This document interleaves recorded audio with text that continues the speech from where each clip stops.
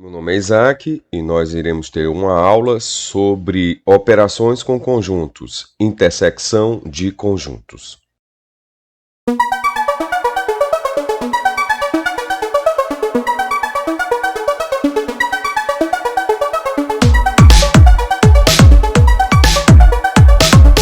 Dados os conjuntos A e B, definimos intersecção de A e B como conjunto formado pelos elementos de A e de B. Observe aqui, o conjunto A tem como elementos 2, 5, 7 e 12. O conjunto B tem como elementos 3, 5, 7 e 9. Observe que os elementos 5 e 7 estão no conjunto A e estão no conjunto B. Então, a intersecção de A com B é exatamente os elementos que estão tanto em A como em B. No caso, a intersecção com B é igual, abre chaves, aos elementos 5 e 7, fecha chaves. Essa intersecção é denotada por A, esse U de cabeça para baixo, e B. Ao ler, você fala A intersecção com B. São os elementos que são comuns para A e B. Quem são os elementos nesse caso? O 5 e o 7. Aqui,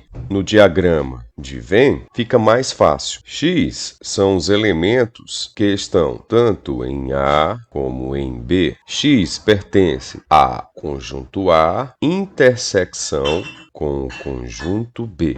Esse símbolo aqui quer dizer se e somente se. Se e somente se X pertence ao conjunto A e, muita atenção nesse I, se X pertence ao conjunto B. Utilizamos a conjunção I para indicar que um elemento da intersecção de A e B pertence a esses dois conjuntos simultaneamente. Quando eu estiver falando de intersecção, nós iremos utilizar a conjunção I, aonde você enxerga que o elemento X pertence a A e o elemento X pertence a B. X pertence a A e esse X também vai pertencer a B. Dessa forma, nós temos a intersecção. Diferente de união, que era a conjunção ou X pertence a A ou X pertence a B. Nesse caso, na intersecção é I, X pertence a A, e o X pertence a B. Quais são os elementos que pertencem a A e pertencem a B? O 5 e o 7.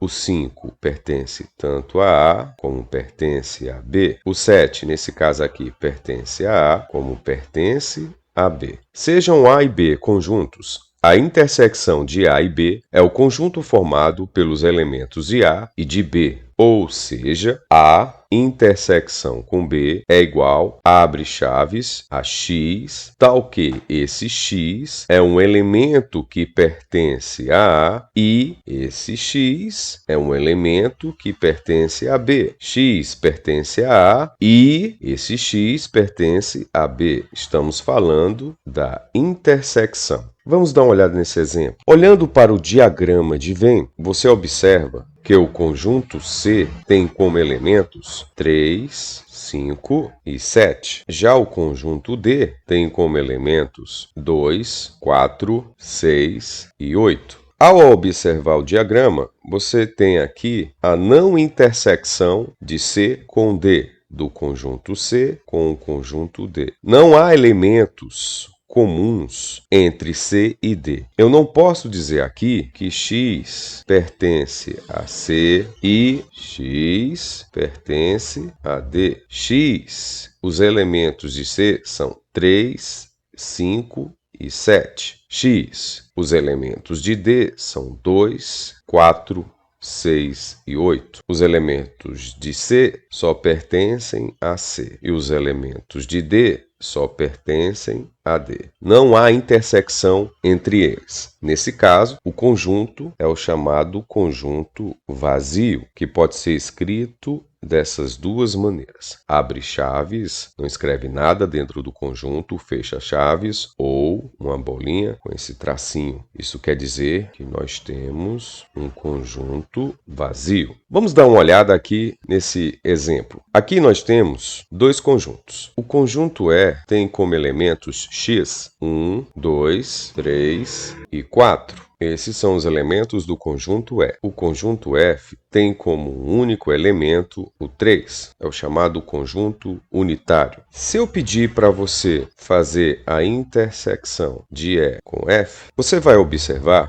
que existe um x que pertence a E e esse mesmo x ele também pertence a F. Que elemento é esse, professor? O 3. O 3 é um elemento x que pertence a E e esse mesmo 3 é um elemento x que pertence a F. Ou seja, existe uma intersecção entre E e F, exatamente o elemento 3. E o elemento 3 é exatamente o conjunto F. Mais uma vez, o conjunto F está contido no conjunto E. O conjunto F se encontra dentro do conjunto E.